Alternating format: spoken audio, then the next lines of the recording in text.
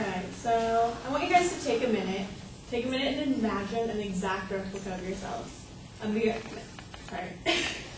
image or a human clone. Or maybe this. What if someone really close to you suddenly died, and that person's family, maybe even yours, decided to clone that person? How would you feel about this? I personally would feel really uncomfortable. Which brings me to my main claim. Cloning is detrimental to the natural way of life. My support claims are that human cloning would be detrimental to genetic variation. Cloning would in many cases lead to the decrease in species and eventually even the extinction of humankind. And cloning is in many terms inhumane, and cloning will change the meaning of life altogether and cause an unbalance in society. So starting off, I'm going to talk to you guys about genetic variation, which is a variation among genomes between members of species or between groups of species thriving in different parts of the world, many times as a result of a genetic mutation. Cloning would be detrimental to genetic variation in both humans and in animals. If cloning became a common thing throughout the world, it would mean people would be choosing what genes to use to create a specific human or animal. This allows the possibility to cancel out any unwanted genes, making them sooner or later extinct in human life forms. Without these genes, cloning weakens the species' ability to adapt to new and changing environments. The genes that a human being gets from their parents allows them to adapt to changing environments. This is the same in animal forms. Cloning would lead us to lose this adaptation. Cloning would also make us much more vulnerable to diseases. Once again, genetic variation allows our bodies to respond to certain diseases. If we slowly pick these genes out through cloning, we would have no mechanisms to fight off such diseases. So the next thing I wanted to cover was extinction, and how cloning will eventually lead to the extinction among species. This would happen pretty much by clones taking over the world.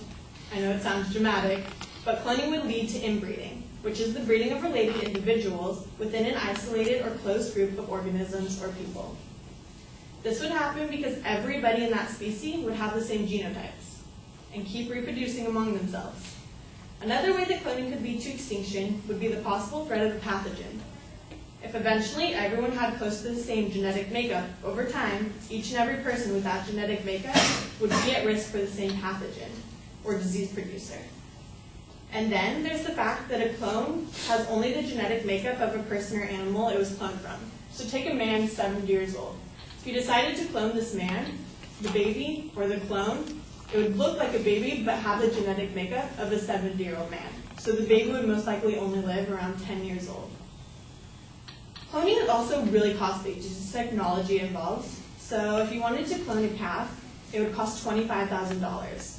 Compare that with the price of just purchasing the semen for artificial insemination at $50. Rockefeller's University's Peter Mombart estimates that the process of cloning a human would cost $2 million, and then the after treatment would be around $100,000. This is the possibility of putting our country into an even bigger debt.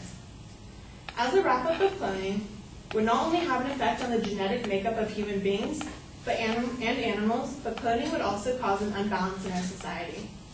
Cloning would be taken advantage of and used for efforts to selectively breed children who are more intelligent and more extraordinary. Clones could be seen as a higher superiority to normal human beings. This could cause aggression or outrage within our society. Or maybe things could be switched and humans would use clones and sell them as property. This could be very inhumane and cause the world to take 100 steps back in our fights against equality. And last but not least, cloning will together change the meaning of life. Cloning will get rid of the basic elements of loving, nurturing, and acceptance that each child or person as a unique individual that we are. This is because the new clone will not be a product of two people that fell in love, but rather than a product of a science experiment. So my question for you, is cloning really worth it? Is an advance in science really worth risking our moral and balanced society? Is it really worth the loss of genetic variation amongst us? And is cloning really worth the possibility of human extinction?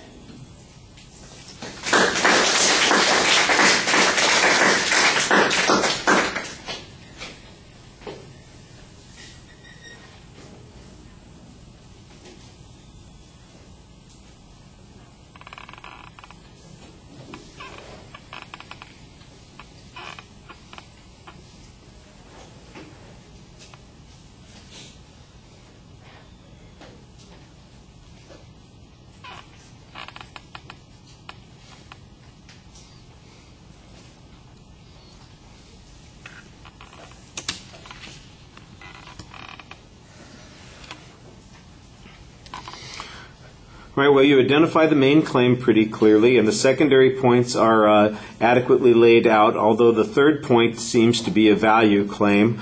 The signpost when you get to the first point in the body of the speech is problematic because you basically start off with a narrative. Now, ultimately, you do get to a declarative statement there, but I think for the purpose of keeping the argument consistent, you want to start with the declarative, then use your narrative to explain what it is you're trying to argue about. The biggest problem that I have with the speech is that it's very dependent on hypothetical and conditional situations. If is a key term in a lot of your arguments, and what we don't get is much information that the if is the likely outcome. In fact, at one point you present a good reason why it's going to be an unlikely outcome, and that is the cost of cloning a single human being. If the cost is so high and the vast majority of people could never afford it, and if there's no practical purpose for doing it, especially if a clone's only going to live for 10 years, then how would we ever reach the level at which cloning would be creating this lack of variation in the species that you talk about, or the likelihood of being at risk to these pathogens that you mentioned? I think that's kind of an internal contradiction that needs some explanation. I'll tell you what, this is one of those arguments that sounds really good when you're talking to people and you're thinking about it and you're having a great conversation, but when you're trying to convince people that there's a real problem here, I think you need to develop it a little bit more in the context of what's actually going on now as opposed to what might be hypothetically going on 100 years from now or down the road. And that means that it all stays kind of abstract and fantastic as opposed to practical and something that we ought to be considering right now. I think you do a very nice job presenting the speech. You've got excellent audience contact and good variety in your voice, and there's nice energy while you're speaking. Like I said, I think the problem with the argument is that it is very conditional in nature, and that you need to show that those conditions are the likely occurrence, not just a possible occurrence. All right, thank you all for your